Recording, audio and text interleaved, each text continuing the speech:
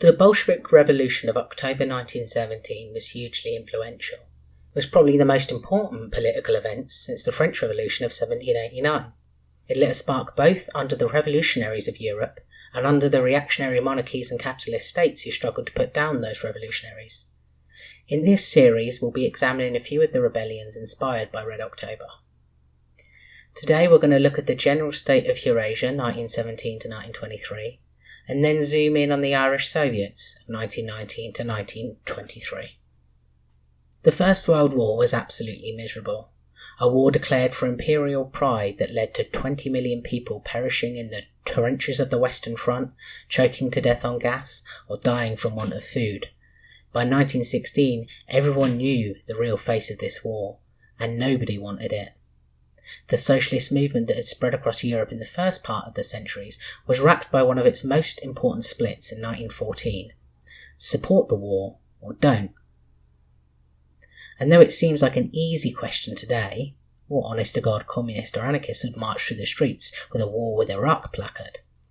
At the time, this was a question the international socialist movement had never really faced before. Some argued that supporting their nation during wartime would lead to more rights for working class people, or that the war would lead to the material conditions right for revolution. In any case, the movement fractured, and social democrats and other soft left groups would never again unite with revolutionary Marxists in the way they had prior to World War I. The war-supporting faction had won out, and the powerful workers' movement of the 19th century dissipated in almost an instant. From now on, it was a 20th century affair. The war destroyed almost an entire generation in Europe. Where the best and brightest of the working classes were not mowed down by machine gun fire, or barraged by artillery, or choked on gas, they returned to find a country fundamentally different from the one they left. Often the remaining civilian populations were ragged and starving.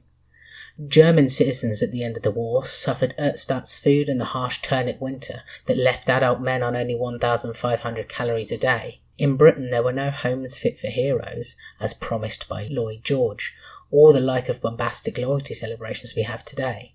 Broken men, shattered by PTSD, shrapnel, and the loss of innocence, slept on park benches, while the aristocracy and bourgeoisie scattered to create a post-war settlement that would leave them in power.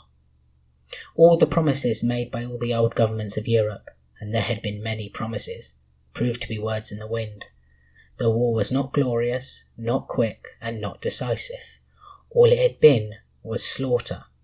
So both during the war, and especially after the war, there were a large number of people who had been radicalised by the imperial meat grinder and its associated famines, shortages, and despair. Indeed, in Russia, where peace was called early, these people, soldiers, peasants, and the industrial working class, were suddenly left with nothing to do and a whole lot of work to be done. While I'll be focusing in these videos on revolutions that were explicitly inspired by the October Revolution, it's worth noting that it wasn't only revolutionary Marxists that were called to action. By seizing control in the first place, the Soviets had proved the viability of revolutionary left politics, and many uprisings in this era, some anarchist, some anti-colonial, owe a debt to the Soviet Union for providing a concrete example that yes, anti-capitalist revolutions can succeed. So keen-eyed working-class people across the continent looked to the Bolshevik Revolution and thought, let's do that instead. It was partly because of this immediate positive reaction that led a multi-nation coalition to invade the new Soviet Union, but I'll talk more about that in a future episode. For now, the Soviets had just toppled the Russian Tsar and the capitalist state that sought to succeed him. And all across Europe, people suffering under their own Tsars and their own capitalist states began to make plans to do what war could not, finally destroy the old world. Ireland's history of revolution is storied and complex. Whole books can and have been written on just one small uprising in the long 800 years of colonial oppression. Safe to say the Irish don't mind a little rebellion, and the majority of the population in 1916 were supportive and ready for independence, if not necessarily by bloodshed. Despite worries of a draft in Ireland, it had never come to pass, but many young Irishmen had joined the British Army anyway, after one of the main Republican groups, the Irish Volunteers, had split over the Home Rule Act of 1914. The Act promised to give Ireland its own devolved power, similar to modern-day Scotland, but was postponed due to the war. So those young men that remained were usually radical, and not content to sit and wait about for a little bit of autonomy. Everything would explode with the Easter Rising. At least 2,500 men and women served in this rebellion, which occupied Dublin, and skirmished with the British Army, killing at least 107 of them. Amongst these rebels was the Communist Irish Citizen Army, led by the indomitable James Connolly. The Irish Volunteers had had another split over whether to join the rising, and notices had been sent to volunteers urging them not to take part. But Connolly told the volunteers that the Citizen Army would march out no matter what they would do, and several hundred volunteers ended up fighting, representing just a fraction of their manpower, but a good half of the rising's force. Even if all the volunteers had mustered though, the rising was unlikely to succeed in the traditional sense. And it didn't. But Irish history has a way of turning the greatest failures into great moral victories.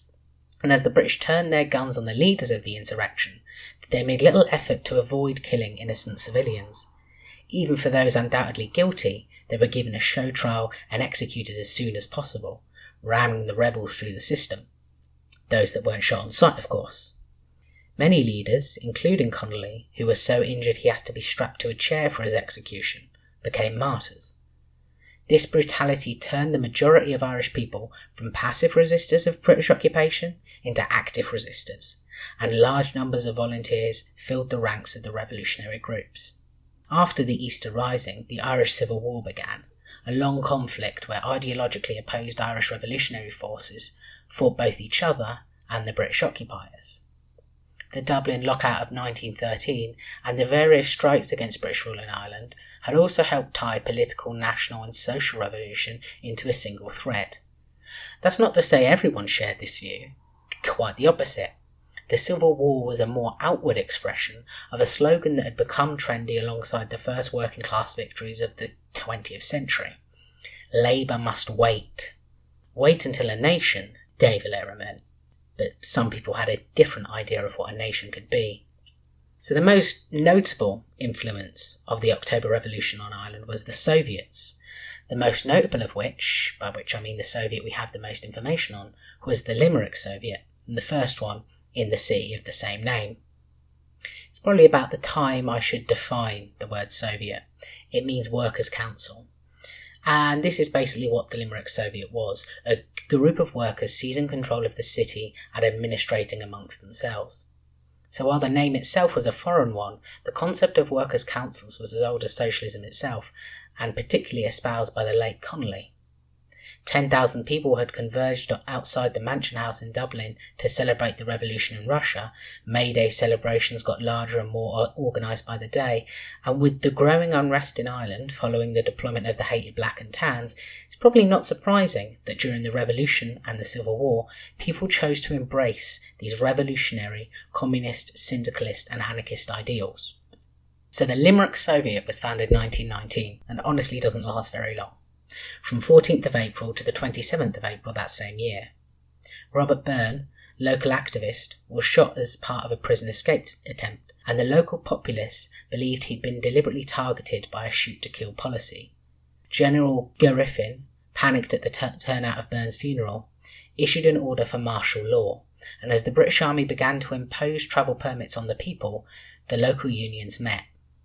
The Irish Transport and General Workers' Union, by far the most radical union in Ireland, were behind the first movements of the Soviet, calling for worker control of the city. The United Trades and Labour Council rallied behind them and officially called a general strike, putting the leadership of the city in command of a Soviet. As the council said, "The workers of Limerick, assembled in council, hereby declare cessation of all work from 5 a.m. on Monday, April 14th, 1919, as a protest against the decision of the British government in compelling them to procure permits in order to earn their bread." John Cronin, a carpenter who was leader of the Soviets and thus de facto leader of Limerick, had spoken to journalists, who by luck had all gathered to watch an attempted transatlantic flight and were therefore in the area and able to get some good records of the strike. James Casey, treasurer, was in charge of printing labour vouchers and signed them himself, although there are also sources claiming this was Tom Johnson of the TUC. These vouchers proved quite successful. Not all the unions would pay their striking workers, so the voucher scheme enabled local businesses and workers to trade on their own terms, and prevented widespread hardship and hunger during its existence. In fact, the local populace seemed to do quite well during this fortnight of control. The cinemas were open, and on all of them, a sign informing patrons that this cinema was working under the authority of the committee, aka we got permission from the Soviet. Most people continued to work, especially in the bacon and milk factories and in other essential industries. The Soviet was very concerned with hunger, and alongside price fixing for food, guarded against price gouging and profiteering with education and organised patrols. The national trade union organisations, though, had little time or energy for the Soviets, or at least pretended not to notice them. Most of the appetite for radical syndicalism came from the rank and file of the unions, not the leadership who could actually provide material support. It was obvious to everyone that for a movement like this to succeed, the Soviet model needed to expand into other radical towns and cities in Ireland. There was no such expansion, though. The Soviet, motivated by this lack of support, and also by the influential voice of the Bishop of Limerick, dissolved the Limerick Soviet on the 27th of April. The Limerick Soviet was not the only Soviet, as I said earlier. However, none of these Soviets were able to meaningfully unite and organise with any other, nor with any other movement or group, so as to lend itself more legitimacy. The Soviets became, or maybe always were, more of a general threat to any monopolist or major employer in Irish towns. If you don't listen to us, we can do this. The first of these Soviets after Limerick town was in the village of Knocklong in the county of Limerick. The primary targets of these strikes, which processed in the same manner as Limerick, with the workers occupying the buildings, were the Cleeves. The Cleeves were uniquely hated in the area. They not only paid the worst wages, they were also staunch unionists and supporters of the Empire. The workers, acting only a month after the original Soviet had collapsed, occupied much of the Cleeves' businesses, including the creamery near Knocklong, from where the Soviet gets its name. The ITGWU acted again, and the Soviet occupied the creamery for 5 days. One of the recurring slogans of the rural Soviets was coined here, hung on the building, "We make butter, not profits." The occupation forced the bosses to come to the table and agree on vital wage increases, working hour decreases, and health and safety implementation. The workers had been keenly organised, and part of their successful intimidation of the managers and bosses was that production never stopped. Before declaring the Soviet, the leaders of the strike had gone and independently worked out deals with farmers and shopkeepers. It was a powerful message, and was it ever heard? This new tactic was eagerly adopted by other workers throughout Ireland. In Leitrim, miners under the leadership of Bolshevik Geoffrey Coulter formed a Soviet that lasted 2 months. Engineers and railway workers, as well as the various factory workers, formed Soviets to demand better conditions all throughout Ireland. In harbours, hospitals, and all throughout the countryside, Soviet-style strikes broke out, most lasting only a few days or weeks. The Soviet model proved very effective at winning the workers' demands, because firstly, unlike a traditional strike, goods could still be produced, so theoretically at least, they could stay on strike forever. Secondly, of course, it scared the piss out of their bosses, especially as the years went on. The money classes knew what had happened to their Russian brethren and were absolutely terrified. Just using the name Soviet was enough to invoke the image of firing squads in the boss's mind and make him much more inclined to agree to some small demands. The end of the era of Soviets came when creamery owners attempted to cut wages in the spring of 1922. Nearly 100 Soviets were declared in the various towns and villages.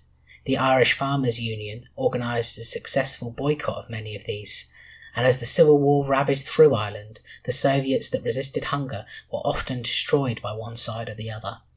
Soviets would continue to sporadically pop up until the total victory of the pro-treaty forces, often as a direct response to local bourgeoisie, but the turning of the full force of state power onto the workers made it a dead practice.